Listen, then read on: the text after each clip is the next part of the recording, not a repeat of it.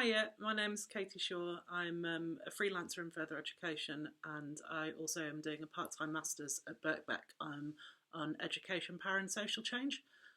So I'm going to talk broadly about digital skills in this little bit.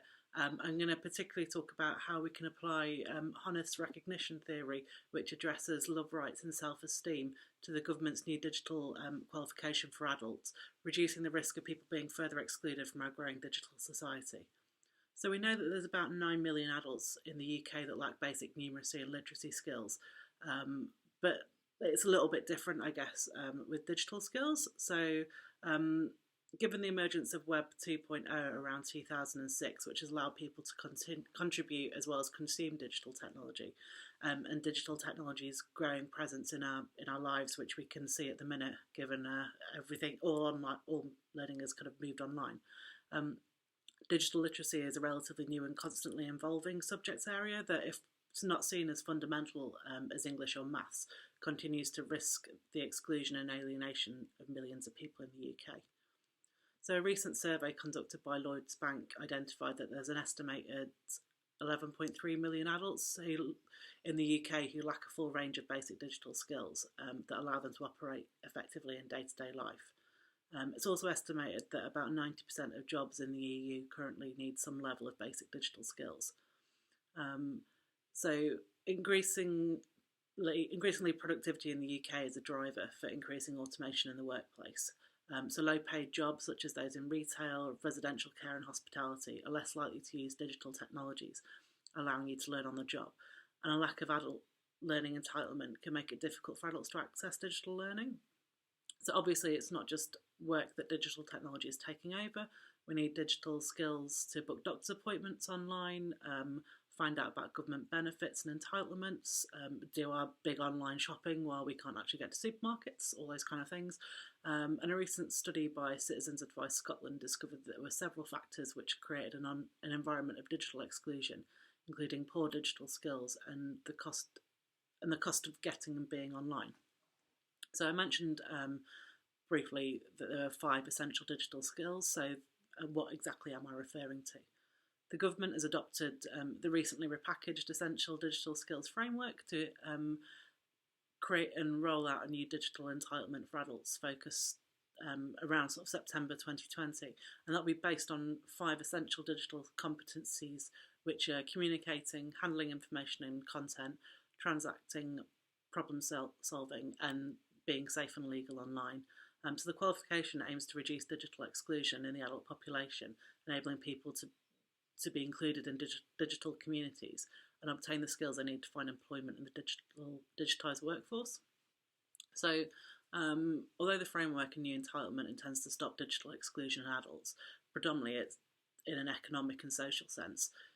If we think about applying Axel Honneth's recognition theory to the framework and the kind of content creation and course creation, we can get a deeper understanding of the impact of digital skills on the individual. So Honneth describes his theory as offering a link between the social causes of widespread feelings of injustice and the normative objects of emancipatory movements. So the framework allows us to think about how someone's identity is formed through interpersonal relationships and personal experiences within institutions. And as digital technology kind of becomes a primary engagement tool in most institutions and possibly can be seen as an institution in its own right, digital technology becomes a normative object or tool for emancipation. So Honneth's first aspect of recognition in his theory is love, in the sense that loving relationships develop an individual's self-confidence, allows them to love themselves and others in return and be seen and valued as an individual. So as social media in particular now plays such an integral role in the formation and retention of core relationships, a lack of ability to access and participate in digital social spaces could hinder people developing self-confidence through a lack of interaction and the development of core relationships. The second aspect is the idea of rights seen through the lens of self-respect. It is about the recognition of the autonomous person and their ability to navigate and participate in various institutions.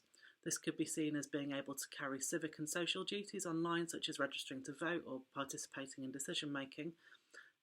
It should also refer to understanding and being able to act on your rights, so accessing information, legal information or work-related rights through ACAS, respecting the rights of others in digital spaces, such as being able to access an online payslip or being able to deal with online harassment. So being able to understand and act on your rights creates agency for the individual within institutions. The final aspect of the theory looks at self-esteem. So self-esteem is created when the individual is valued by and able to contribute to the institution or the community they're part of.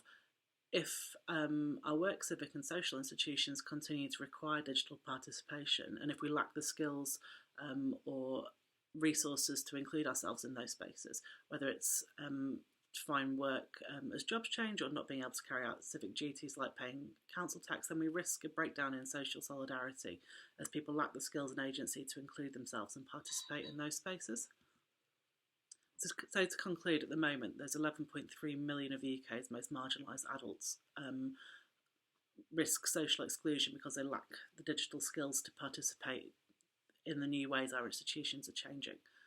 So the government's essential digital skills entitlement will go some way to fix that. But if we look at digital skills through a broader ideas around love, rights and self-esteem and tailor the curriculum to meet those needs, then we can look at the role of the new we can look what role those new qualifications could play in terms of broader social inclusion.